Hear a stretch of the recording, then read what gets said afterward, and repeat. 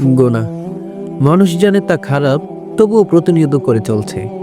গুনাহ মানুষ এইভাবে করছে যে গুনাহ সাধারণ একটি বিষয়, গুনাহ করা বৈধ। গুনার জালে মানুষ এইভাবে আবদ্ধ হয়েছে যেভাবে মাছ জালে আবদ্ধ হয়, তার বের হওয়ার মতো কোনো সুযোগ নেই। হঠাৎ দু একটা মাছ বের হতে পারে। ঠিক আমাদের সমাজের মানুষের একই অবস্থা।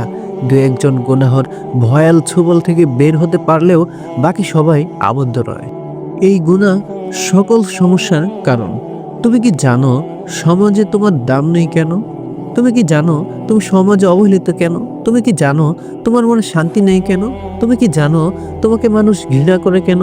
তুমি কি জানো তুমি তোমার রব থেকে দূরে কেন? গুনাহের কারণে।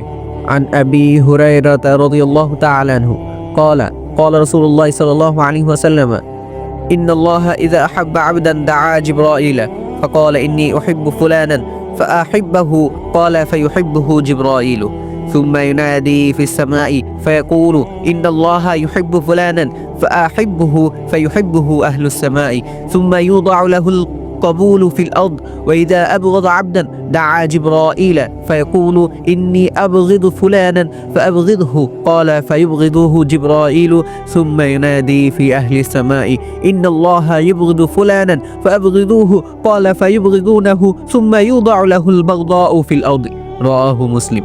হযরত আবু হুরায়রা রাদিয়াল্লাহু তাআলা আনহু বর্ণিত, তিনি বলেন রাসূলুল্লাহ সাল্লাল্লাহু আলাইহি ওয়াসাল্লাম ইরশাদ করেছেন, যখন আল্লাহ তাআলা কোনো বান্দাকে ভালোবাসেন তখন তিনি জিবরাইল আলাইহিস সালামকে ডেকে বলেন, আমি অমুক ব্যক্তিকে ভালোবাসি, তাই তুমিও তাকে ভালোবাসো।